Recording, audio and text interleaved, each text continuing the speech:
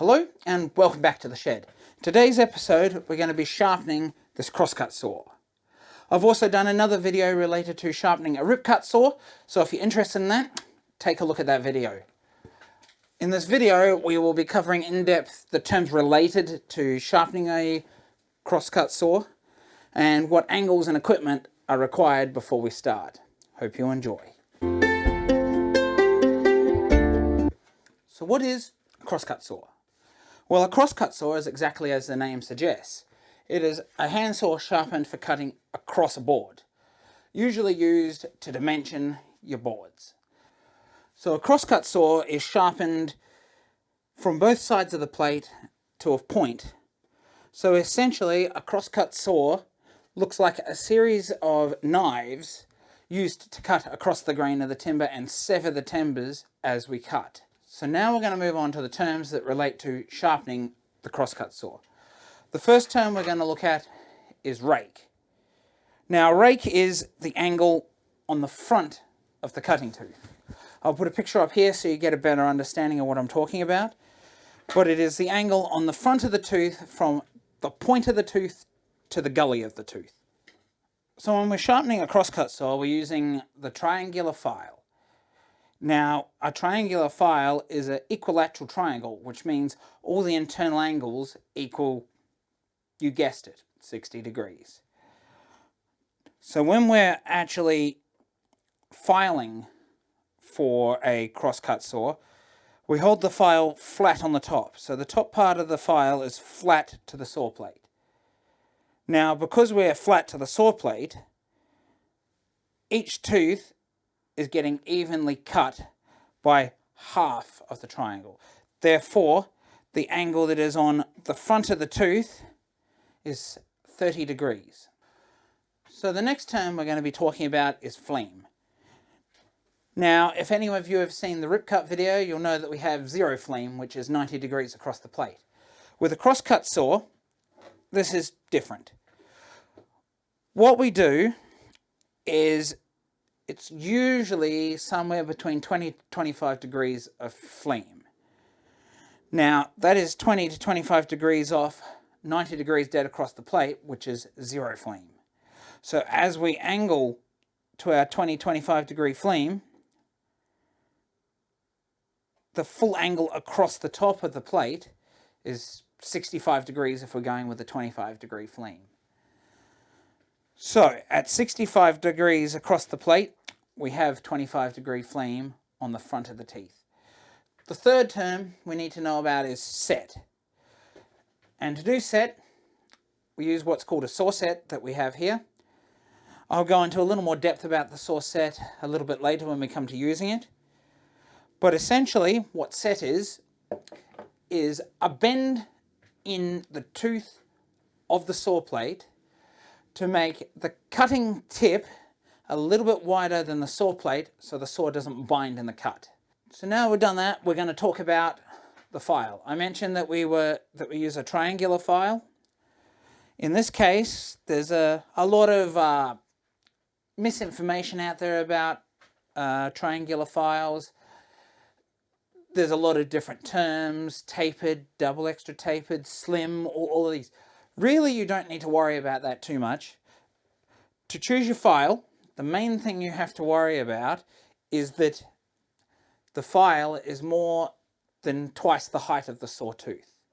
Because when we're coming through and sharpening and rotating the file around as we go across the plate, we don't want the center of the file to wear out quicker than the two edges or the outside edges of the triangular file.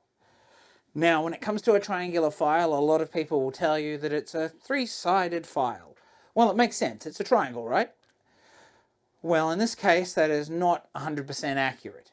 Yes, it has three sides, but it also has three flats on the points. And those three flats on the points, they become another side to the triangular file. So technically, we have a six-sided file. And that little flat on the ridge of these files helps to round out the gully at the bottom of the sawtooth and is beneficial to sharpening the saw. So how do we size the file to the saw? Well, you're actually best to get the saw that you're going to sharpen and then actually fit the file to the tooth. And if it fits, then you know you've got the right size file. Now, I've been using these barcode files for a while now. There was a blog that I read from Paul Sellers. He recommended the model number. I'll link that in the description below so you guys can have a look. I've found that these barcode files last a lot longer than just the standard Nicholson ones that you'll get from big box stores or any other cheap branded file. So now that we've done this, I just want to go through a few of the tools we're going to be using. Obviously, we've got our triangular file that fits the saw. We have a flat single cut mill file. I have a saw set. I have a piece of wood with the saw curve cut down the middle for holding the saw while I sharpen it. You can use saw vices as well. I've got wooden ones and metal ones, but a piece of wood with cut down the middle that fits into your vise works just as well. And if you want to advance to something a little bit better later on, I think it's a good idea. However, I like the block of wood, and for however much you're probably going to be sharpening, this will get it done. And the last tool that I use in this case is an angle finder. Now that's very helpful so you know how to sharpen at your 60 degrees. What I've done here with the piece of wood that actually holds the saws is I've taken my angle finder and I've put 60 degrees across one way, turned it around, got 60 degrees the other way, and put 60 degrees the other way. So I've got a few lines to help guide me as I'm sharpening. The basic lines across the wood is a great cheap way of doing it. I like doing it this way because it costs me nothing. However, you can buy sharpening jigs. I believe Veritas sells one, and you can actually adjust it to get your angles so you've got a good guide, and they attach on the end of your file just to help guide you as you're filing. But for those of you that don't want to spend the money or can't afford to spend the money on that, just some lines on your piece of wood that you keep lining up with as you're filing is a very good way of going about it. So we'll slide on the piece of wood that's going to be holding our saw. And the whole idea of this is to prevent the vibration in the saw plate as you file and to hold it. So what we want to be doing is holding this saw plate as close to the teeth as we can, but still having enough room to clamp. It's vital that we actually do this step, and because it'll make the sharpening that much easier. So we have this clamped in the vise. I've got this portable lamp here because it's very important to be able to see what you're doing when you're actually doing this stage. And if you have eyesight problems, some magnification can actually help a lot at this stage. So we've got it clamped here. The first point of call is that we need to joint these teeth using the flat file. And the whole idea of that is that it's going to put a flat on the top of each of these teeth so we know that they're all in the same alignment or the same height. So when we go to sharpen, we'll have teeth that are all the same height. We'll go through the wood easily, and when they're sharpened, we should have uniform teeth right the way across. So how do we go about doing this? You can buy jigs, which you would use that Veritas sell, or you can hold the file just in a piece of wood. And then you would run that along the edge of the saw plate before you put it in your holder, and you would joint it right the way across. Now the whole idea is that we will run this file as many times as we need until we get a flat on the top of each of these teeth. Now, if we've already done this process before, one pass is probably more than enough to get to that stage. But if not, we might end up with some of these teeth that are much higher than others, so we might have larger flat spots on the top. So when we come to sharpen the teeth, we'll have to finesse each tooth on both sides to try and get them to the right size.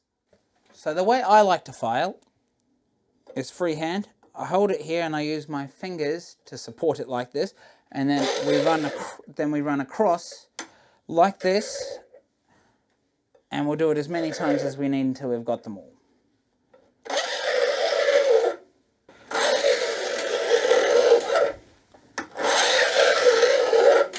So now that we've done the jointing, we have a little flat spot on the top of each of these teeth, which we will then use to help us when it comes to sharpening. Now with a rip cut, you do all your sharpening from one side, but with a cross cut, because of the way the teeth are, we sharpen one side of the tooth from one side, and we do that right the way across the entire saw plate. Then we turn the saw around and we come in from the other side and sharpen the other side of the sawtooth. So as we're coming through on one side, we're sharpening the other side of the next tooth. When we're running through, we're not putting any downwards pressure on the file. It is literally just pushing it through and letting the file do the work. Now it's important that we do that, otherwise we're going to end up filing in too deep on the teeth, and we could end up stuffing up our teeth and having to start again. So what we're doing is, because we're running at 60 degrees, what we're doing as we run in one tooth, and then we skip a valley and we go to the next valley. So we'll start here, skip this one, move to this one, and we'll do that right the way along. Then we will turn the saw around and do the same thing, but going in the other direction.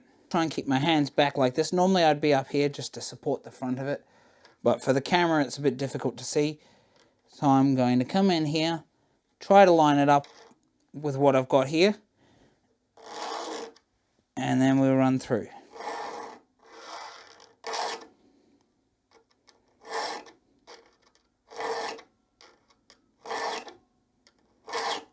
Now this is a very, very blunt saw, so it's needing lots of passes to get it in a decent shape.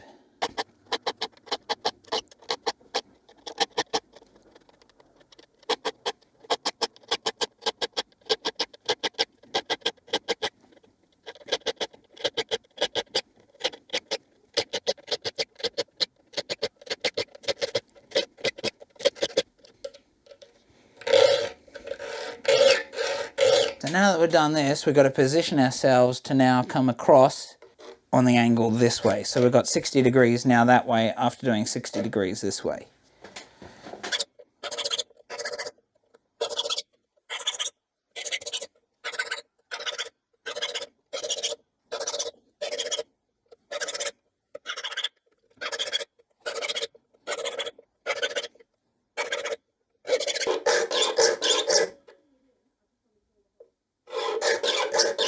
So now that we've done this and we've come back on the other side, we just need to work back and forwards until we get these flats to disappear off the top of all these teeth.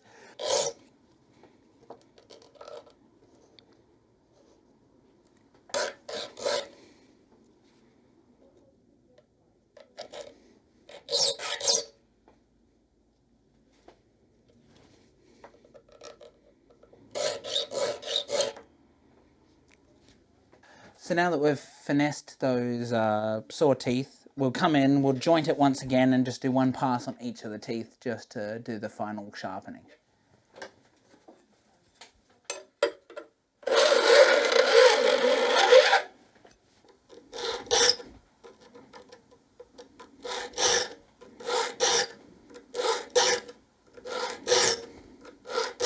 So now that we've finished sharpening the saw, it's now time to move on to set the saw. So that requires the use of a saw set. The saw set I've got here is a Somac number 250. I got this off eBay. It's quite difficult to actually find any places that sell this style of pistol gripped saw set anywhere. There's still a lot of vintage ones out there, and that is probably your best bet. I did come across one place that sells it here in Australia, and I'll leave that link in the description below. So if any of you saw the video that I did on the rip cut saw and the setting that I did on that, we set alternate teeth and we just went with the ones that were already facing away with us and then came back and did the other ones the other way. So we do the same with the CROSSCUT saw, and I'll leave just an image up here, or I'll put it up on the screen so you can see what I'm talking about. But when it comes to the crosscut saw, we have to make sure that we are pushing the correct tooth away from us on both sides to allow the ridges to stick up on the top. So what we're looking for when it comes to doing the setting with the crosscut saw is all these teeth with this point here that you can see just here, this point, these points on this side which have got the flat back, and you've got these ones that have got the bevels that you can see on that side. So the idea is that these ones with the flat back and without the bevel get pushed away from us. And then when we turn it around, we will push from the, so we always push from the bevel side to push the tooth out, and that gives us a nice row of teeth here. It's almost the same as a rip cut saw, except you've got a row of points, so you've just got to be a little more careful. So I have the saw just set in this wooden screw clamp here because I don't have enough clearance for the piece of wood I was using here to hold it, to have the saw set up high enough to get the saw set in. You don't really need the saw to be particularly supported while doing this, because the saw set has a little anvil in here which pushes up against it in here, and that pinches it before it comes forward. So I'm going to start at the toe down this end here, and I'll come to the first one that's got the bevel on it, which is this second tooth here. So the saw set comes over like this. We line it up with it, squeeze it until it's held. So I don't know if you can see there, but it's held in the plate, so we release it like that, so it's held. And then once it's held and we know that it's aligned on the center of the tooth just in there, we squeeze and it puts the set on it. So also, as I'm moving this saw set along, because these have sharp points on the top of these teeth, I'm just making sure that I lift the saw set and that I don't drag it across the teeth to blunten them.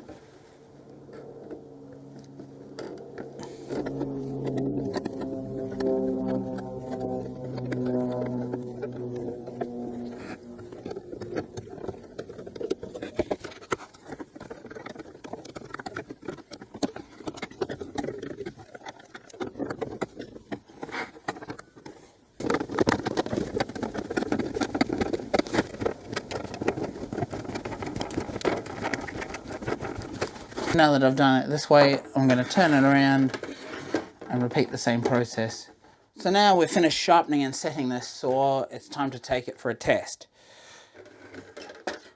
So what I've got here is I've got a line drawn on here, so I'll bring you in to see this, and we'll do a cut and then we'll see how clean it is, and I'll compare it to the rip cut we just sharpened as well. Okay, so what I've got to set up here is just my little bench hook so I don't cut into my bench. We're going to start with the crosscut saw, which is this line here, and we're going to move on and we're going to cut this one with the rip cut, and then I'll compare them both.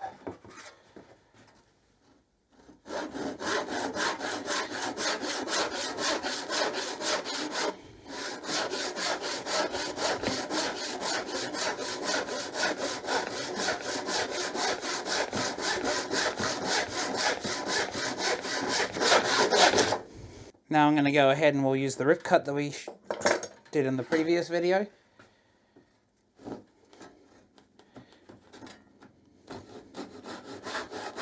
Now the first thing I'm noticing here is that this is much harder to start than the crosscut.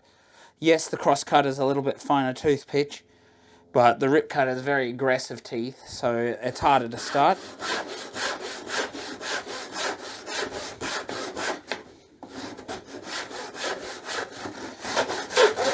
So what we can see here is this is the block we cut out. Now this is the crosscut side, as we can see here, and this was the rip cut side. So on the close-up of this crosscut side, we can say we got nice clean edges right round, as a crosscut's supposed to do, as it has knives that sever the fibers.